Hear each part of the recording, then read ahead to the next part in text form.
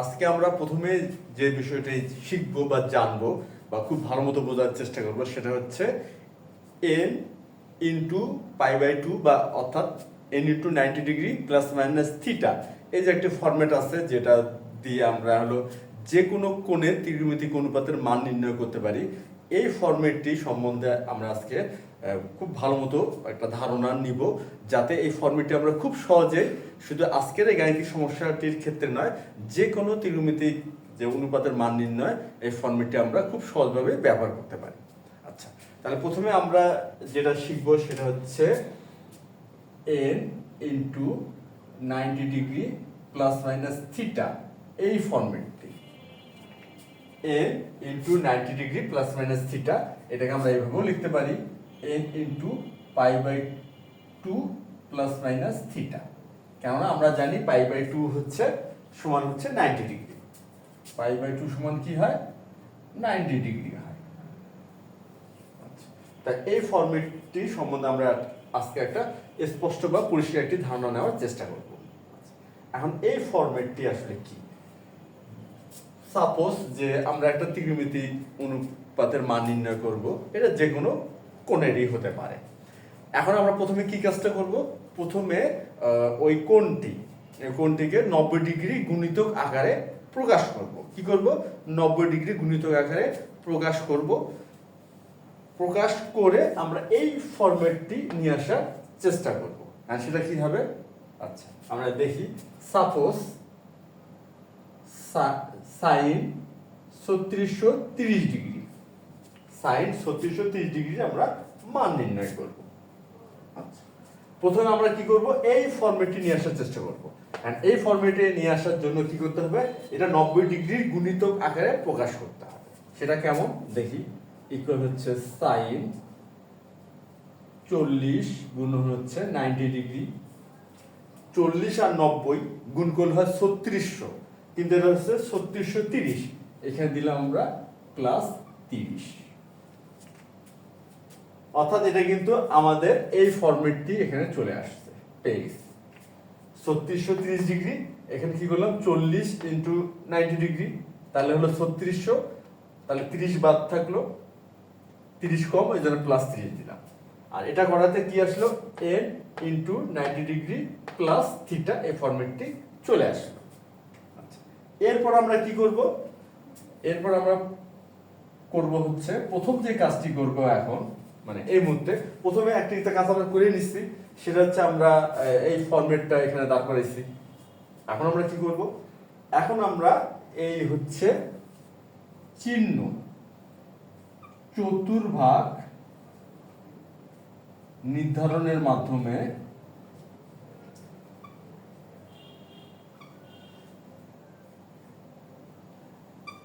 ধনাত্মক বা ঋণাত্মক চিহ্ন নির্ণয় করব।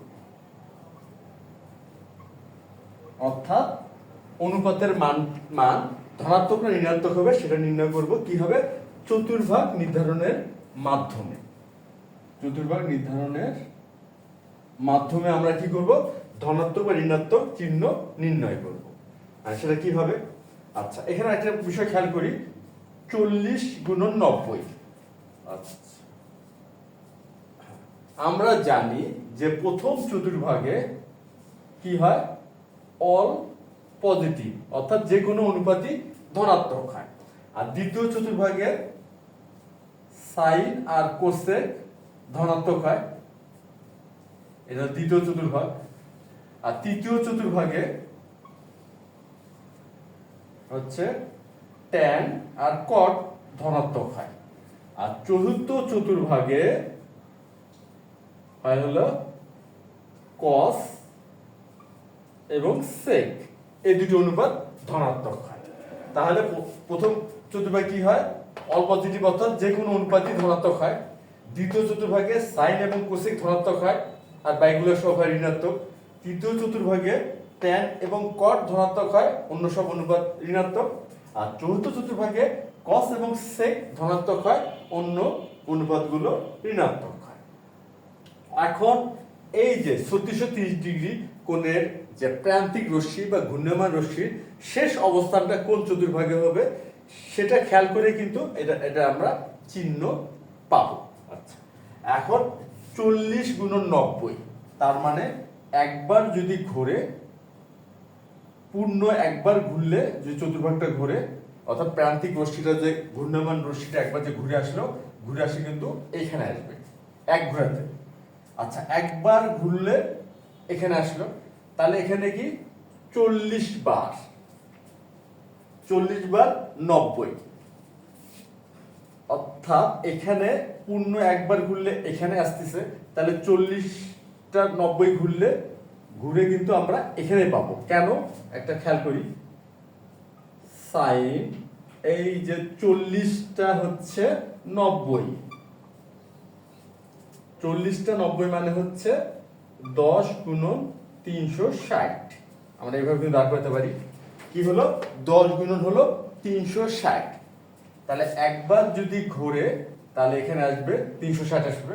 এইভাবে যদি 10 বার ঘোরে তাহলে কিন্তু আমাদের অবস্থানটা এখানেই আসতেছে, অর্থাৎ 10 বার 360 ঘোরা আর 40 বার 90 ডিগ্রি ঘোরা একই কথা বোঝাচ্ছে।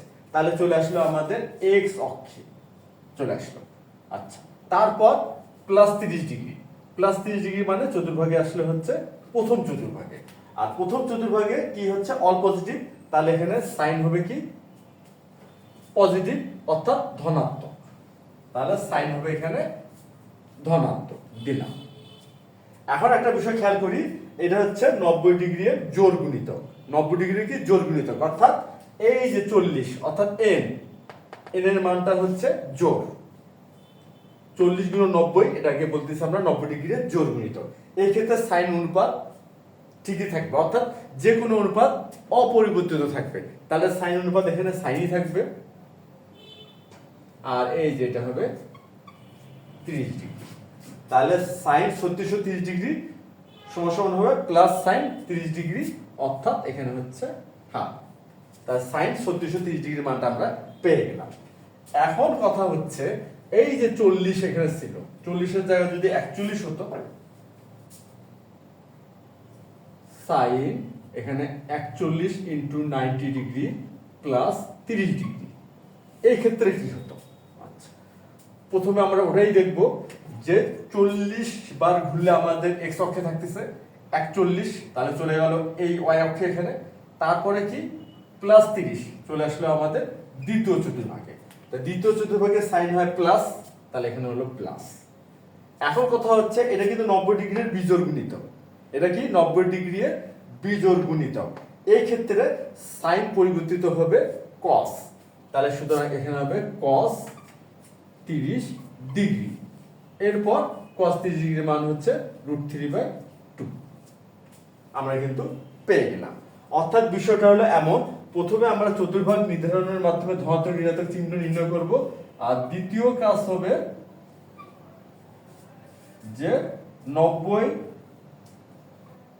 ডিগ্রি এর বিজোড় গুণিতকের ক্ষেত্রে, বিজোড় গুণিতক হলে কি হবে, সাইন হবে cos।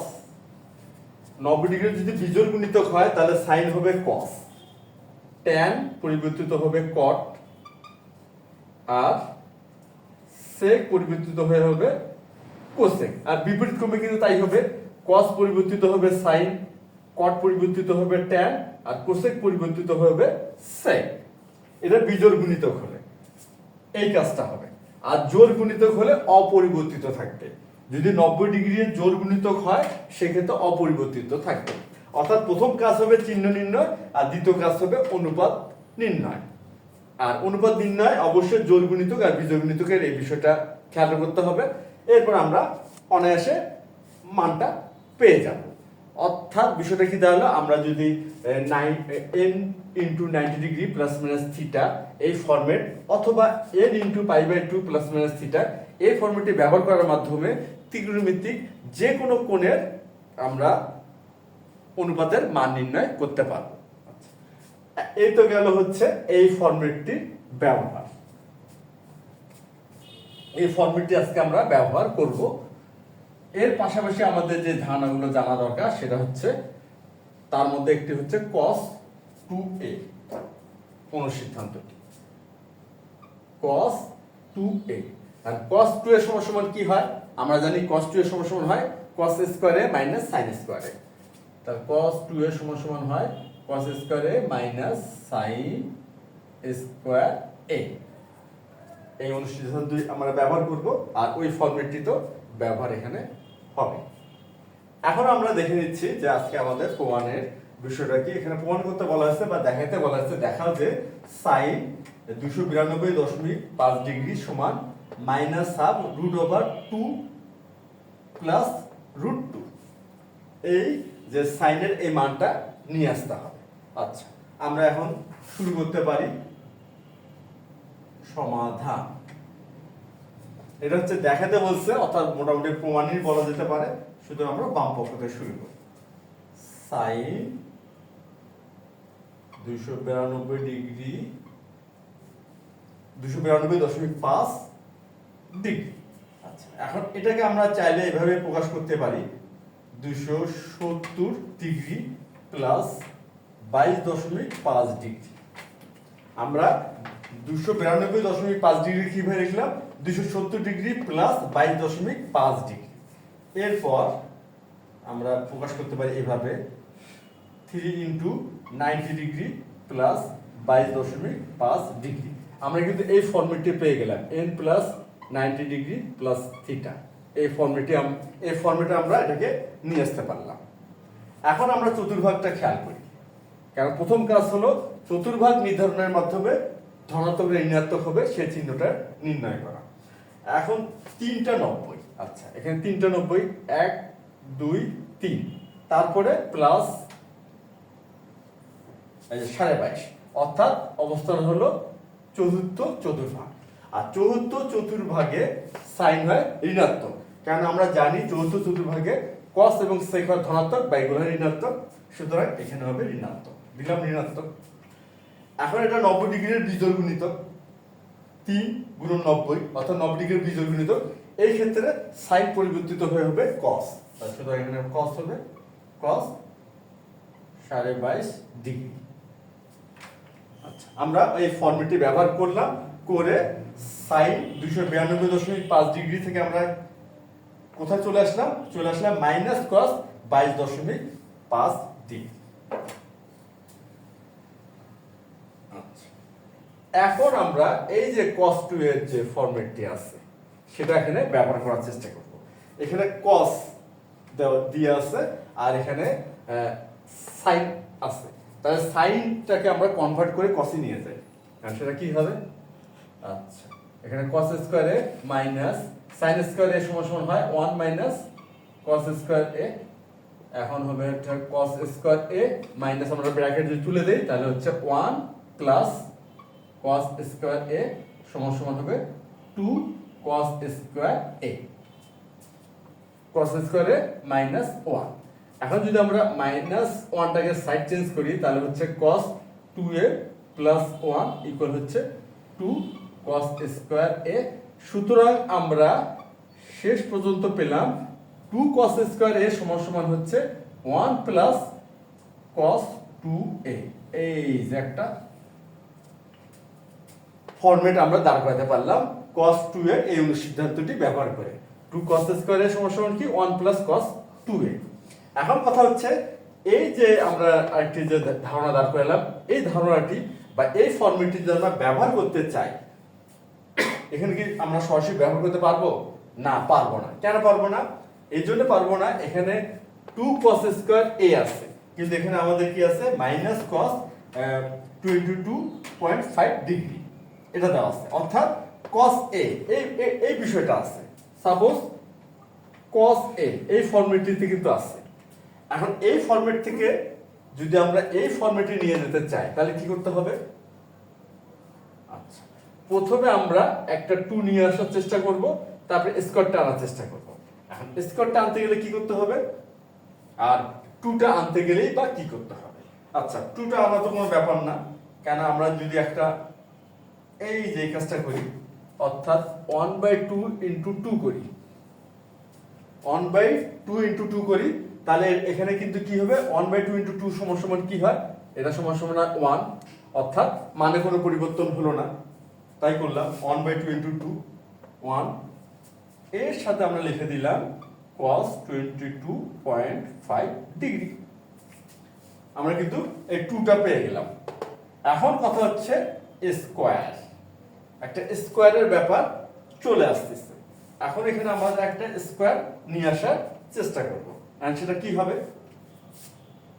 -1/2 এই যে স্কোয়ার দিলাম, স্কোয়ার দেওয়াতে সরি রুট দিলাম, স্কোয়ার না এটা রুট দিলাম, রুট দিয়ে আমরা এখন এটা স্কোয়ার করব, এখানে 2 তার এখানে 4 দিব, কেন 4 এর বর্গমূল 2 হয়, আর এখানে দিব cos স্কোয়ার 22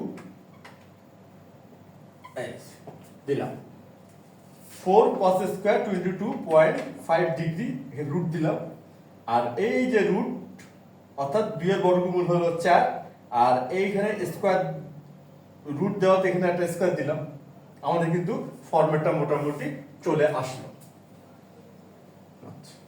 এখন আমরা ওই ফরম্যাটে পুরোপুরি নিয়ে যাওয়ার চেষ্টা করি, সেটা কি হবে, equal -1/2 2 into 2 cos square 22.5 degree equal -1/2, এখানে 2 থাকলো। এখন দেখি আমাদের কিন্তু ফর্মুলাটা চলে আসছে 2 cos স্কয়ারে, আর এখানে আসছে 2 cos স্কয়ার 22.5 ডিগ্রি। আচ্ছা, তাহলে এটা কি হয় 1 প্লাস cos 2, তাহলে 1 প্লাস cos 2a, এখানে a কি, a হচ্ছে 22.5 ডিগ্রি। আমরা কিন্তু ফর্মুলাটা পেয়ে গেছি।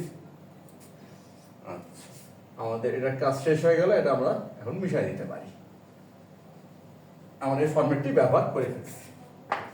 তাহলে সমান সমান কি হবে, সমান সমান হবে -1/2 √2 1 প্লাস cos 45 ডিগ্রি। কারণটা কি, এই যে 2 আর 22.5 গুণ করলাম, তাহলে হলো 45। এখন আমরা cos 45 ডিগ্রির মানটা বসাই দিব।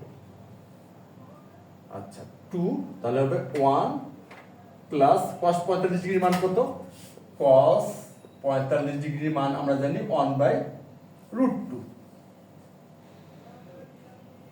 1/√2 cos 45 ডিগ্রির মান কি হয় 1/√2 হয়, এখানে আমরা 1/√2 বসাই দিই।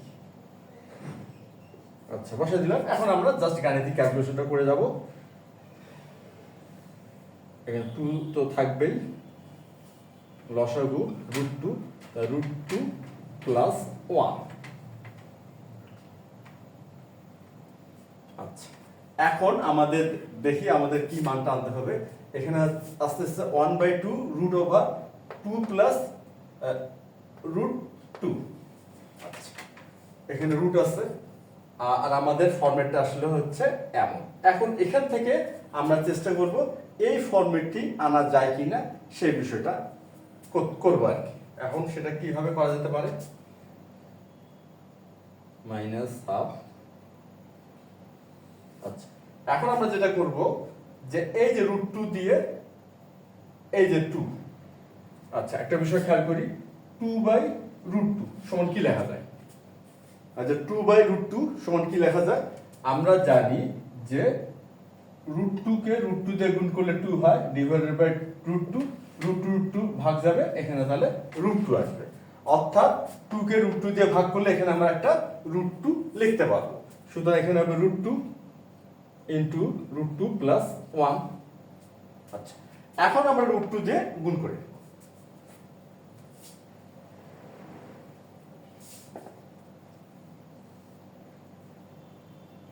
-1/2 √2 দিয়ে গুণ করি, তাহলে √2 গুণ করলে হবে 2, আর √2 আর 1 গুণ করলে হবে √2। আমাদের প্রমাণটা মনে হয়ে গেছে। এই যে দেখি, এই যে -1/2 √2 প্লাস √2, আমাদের চলে আসছে -1/2 √2 প্লাস √2 ইকুয়াল হচ্ছে রাইট সাইড দেখানো হলো। আশা করি আজকের এই গাণিতিক সমস্যাটির সমাধান তোমরা সবাই বুঝতে পারছো। তাহলে আজ এ পর্যন্তই। ধন্যবাদ তোমাদের সবাইকে।